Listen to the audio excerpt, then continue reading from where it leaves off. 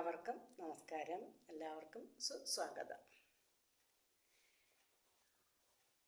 സീതാദേവിയെ രാവണൻ മോഷ്ടിച്ചുകൊണ്ട് പോകുമ്പോൾ സീതാദേവി രാമരാമ എന്നും പറഞ്ഞ് കരഞ്ഞ് തന്നെ രക്ഷിക്കാൻ ആരുമില്ലല്ലോ എന്നും പറഞ്ഞ് കരഞ്ഞാണ് പോകുന്നത്.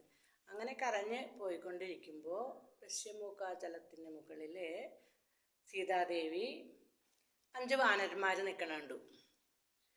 അപ്പോൾ ഈ രാവണൻ അറിയാതെ തൻ്റെ മേൽവസ്ത്രത്തിൻ്റെ അല്പം കീറിയെടുത്ത് ആഭരണങ്ങളെല്ലാം അഴിച്ചെടുത്ത് കിഴികെറ്റി രാവണൻ അറിയാതെ ഈ വാനരന്മാർക്ക് കാണാൻ വേണ്ടി ശ്രീരാമനെ കാണാനും പറയാനും അവർക്ക് സാധിക്കട്ടെ എന്നും പറഞ്ഞ് ഇട്ടുകൊടുത്തു.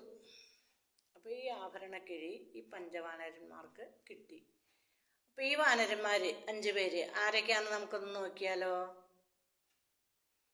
അവര് സുഗ്രീവൻ, ഹനുമാൻ, ജാംബവാൻ, വേഗദർശി, ദതിമുഖൻ.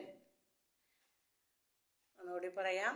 ഈ പഞ്ചവാനരന്മാര് സുഗ്രീവൻ, ഹനുമാൻ, ജാംബവാൻ, വേഗദർശി, ദതിമുഖൻ. ഇവർക്കാണ് ഈ സീതാദേവി തൻ്റെ ആഭരണക്കിഴി ഇട്ട് കൊടുത്തത് കിട്ടിയത്. ഒരിക്കൽ കൂടി എല്ലാവർക്കും നമസ്കാരം. ഹരി ഓം.